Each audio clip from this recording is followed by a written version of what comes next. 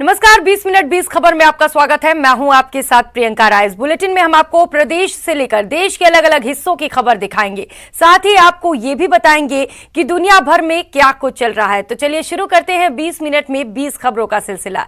सबसे पहले खबर अपने प्रदेश राजस्थान की। इन तस्वीरों को देखकर कौन कहेगा कि ये रेगिस्तान है? कौन कहेगा गर्मियों में यहाँ का तापमान 50 डिग्री के पार चला जाता है? इन तस्वीरों को देखकर तो सब यही कहेंगे, ये तो बर्फिस्तान है, जहाँ जमीन पर बर्फ की सफेद चादर नजर आती है।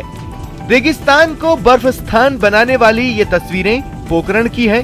बताया जा रहा है कि यहाँ बारिश के साथ ओले भी गिरे हैं, जिसके बाद से खेतों में बर्फ की चादर बिछ गई है।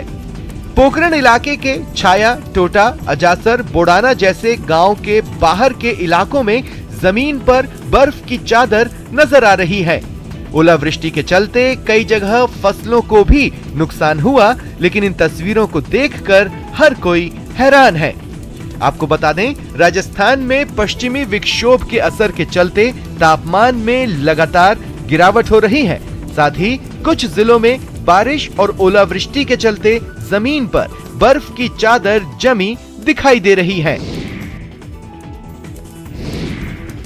मंडी में अनार लेकर आए किसानों ने सोचा था इन्हें बेचकर उनकी सोई किस्मत पलट जाएगी, लेकिन इन अनारों की जो कीमत मिल रही है, या फिर ये कहें कि मंडी में इन किसानों से जिस तरह औने पौने दाम में अनार खरीदे जा रहे हैं, उससे इन किसानों की कमर टूट रही है। अनार मंडी की ये तस्वीरें जालोर की हैं। ग्रेनाइट सिटी के नाम से मशहूर जालोर में पिछले कुछ सालों से मॉडर्न तरीके से किसान अनार की खेती कर रहे हैं। 1 एकड़ की खेती में वो 1 लाख से 1.5 लाख रुपए खर्च करते हैं, लेकिन फसल तैयार होने के बाद जब वो मंडी में इसे बेचने पहुंच रहे हैं तो उनके पैरों तले जमीन खिसक जा रही है। किसानों का कहना है कि जो अनार बाहर 150 रुपए किलो बिक रहा है, वही अनार उनसे यहाँ 40 रुपए किलो के भाव पर खरीदा जा रहा है। सवाई माधोपुर में नए साल के सेलिब्रेशन के लिए पर्यटकों की भीड़ उमड़ रही है। खासकर रणथंभौर नेशनल पार्क में सैलानियों की भारी भीड़ नजर आ रही है। बताया जा रहा है कि रणथंभौर में एक पारी में लगभग 1300 से 1400 सैलानी पार्क सफारी पर जा रहे हैं। इतने पर्यटकों को जंगल सफारी पर ले जाने के लिए हर पारी में रणथंभौर नेशनल पार्क प्रशासन को 130 से ज्यादा पर्यटक वाहन भेजने पड़ रहे हैं। रणथंभौर आने वाले पर्यटक बाघ देखने के लिए यहाँ पूरा दिन गुजार रहे हैं। सैलानियों की भारी संख्या की वजह से रणथंभौर के आसपास स्थित लगभग सभी होटलें फुल हो गई हैं। यहाँ पर करीब 150 से 200 के बीच छोटी बड़ी होटलें हैं, जिनमें करीब 3000 कमरे हैं, जो इन दिनों फुल हैं।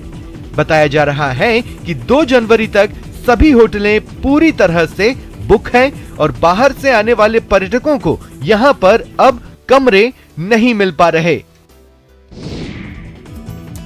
नए साल का जश्न मनाने के लिए जैसलमेर में पर्यटकों की भारी भीड़ उमड़ रही है।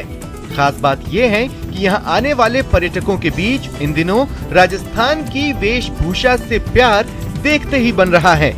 हाल ये है कि जैसलमेर के गड़ीसर सरोवर की यात्रा को यादगार बनाने के लिए पर्यटक राजस्थानी वेशभूषा में अपनी तस्वीरें खिंचवा रहे हैं। एक तरफ पुरुष पर्यटक जहां सिर पर साफा, हाथ में लाठी और गले में राजस्थानी आभूषण पहनकर गड़ीसर सरोवर के झरोखों पर फोटो खिंचवा रहे हैं, वहीं महिलाएं भी सिर पर घड़ा, पाँव में पायल, हाथों में भारी राजस्थानी कंगन, सिर पर टिक्का और भारी भरकम आभूषणों के साथ तस्वीरें खिंचवा रही हैं। राजस्थान आए हैं और कुछ यादें ताजा करनी है। गड़ीसर लेक आए हैं और घूम रहे हैं। कल सैमसंग डून भी घूम के आए और मेमोरीज बनाने के लिए ये फोटो खिंचवा रहे हैं। राजस्थानी ड्रेस बहुत अच्छा लग रहा है। और अब देख लेते हैं कुछ अन्य राज्यों की खबरें। उत्तर प्रदेश के आगरा में कार्यक्रम के बाद कांग्रेसी कार्यकर्ताओं के दो गुटों में मारपीट हो गई। विधानसभा चुनाव से पहले महिला मतदाताओं को ध्यान में रखकर ये कार्यक्रम किया गया, जिसका थीम कांग्रेस का नया नारा लड़की हूँ लड़ सकती हूँ था। लेकिन कार्यक्रम के खत्म होने के बाद कांग्रेस के पुरुष कार्यकर्ताओं के दो गुट आपस में भिड़ गए और एक दूसरे पर कुर्सियों से हमला कर दिया।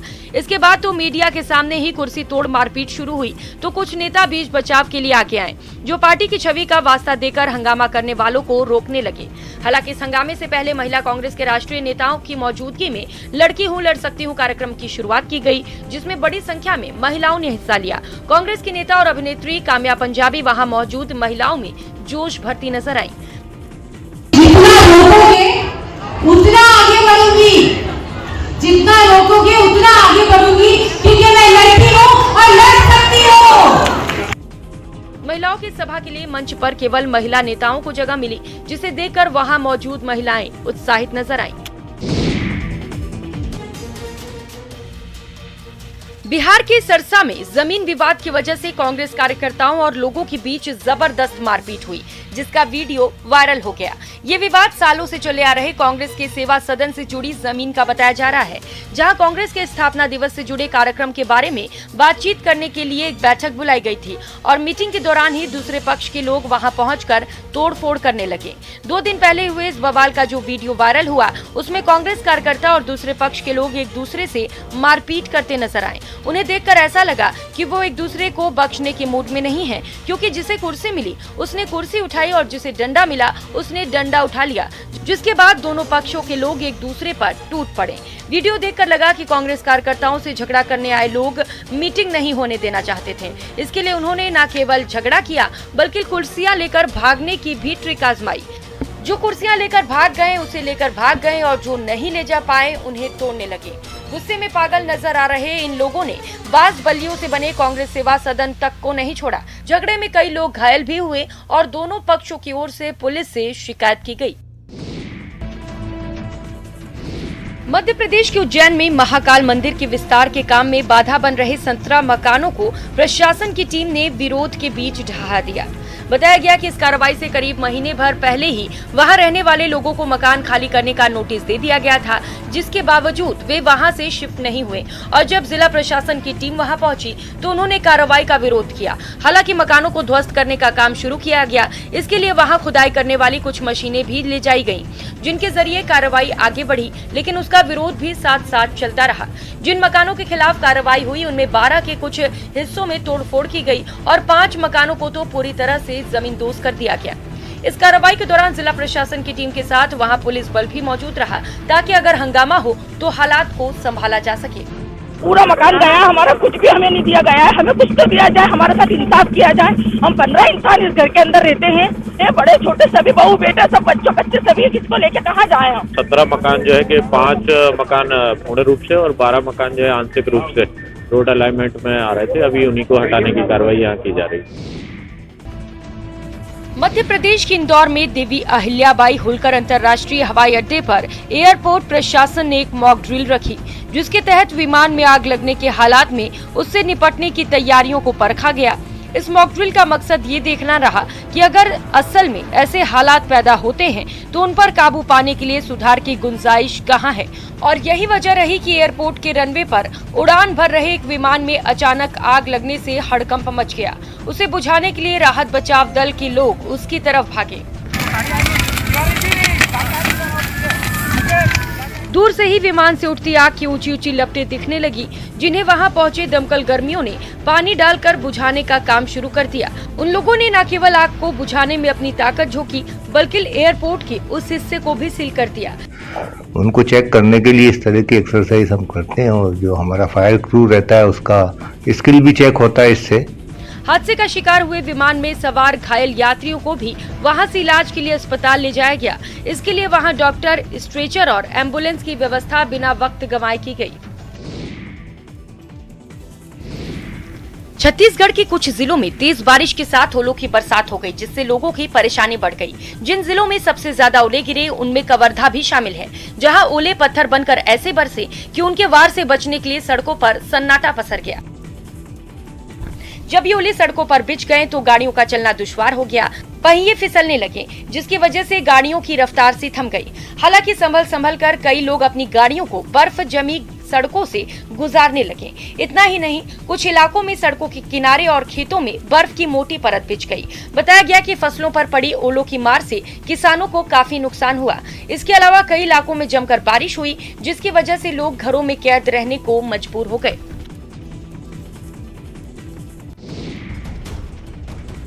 पश्चिम बंगाल के दक्षिण 24 परगना से हैरान करने वाली तस्वीर सामने आई है। वहां वन विभाग की बीते 6 दिनों से चकमा दे रहा एक बाघ आखिरकार पकड़ में आ गया। बताया गया कि ये बाघ बचने के लिए नदी के पास मौजूद घने जंगल में जाकर छिप गया था, जिसकी लोकेशन मिलते ही वन विभाग की टीम वहां पहुंची तो वे चकमा देकर भाग निकला। कुछ देर तक वो इसी तरह जंगल में वन विभाग की टीम को छकाता रहा। इसके बाद उन लोगों ने काबू पाने के लिए पहले बाघ को उकसाया और फिर उस पर नशीली दवाई की गोली दागी, जिससे वो बेहोश हो गया। बाघ के शांत पड़ते ही टीम वहां पहुंची और उसे बड़ी सावधानी से जाल में बंद किया। इसके बाद उस जाल को नाव में बांधकर वो लोग वहां से निकल गए। बताया गया कि इस दौरान एक आदमी को चोट भी आई। हालांकि बाघ को वन विभाग का अमला आबादी वाले इलाके से दूर जंगलों में छोड़ आया। आपको बता दें, पश्चिम बंगाल का दक्षिण 24 परगना जिला रॉयल बंगाल टाइगर के लिए मशहूर है, जहां के जंगलों और नेशनल पार्क में 100 से ज्यादा बाघ हैं और उन्हीं में से एक बाघ दक्षिण 24 परगना जिले के सबसे बड़े टापू कुलतली के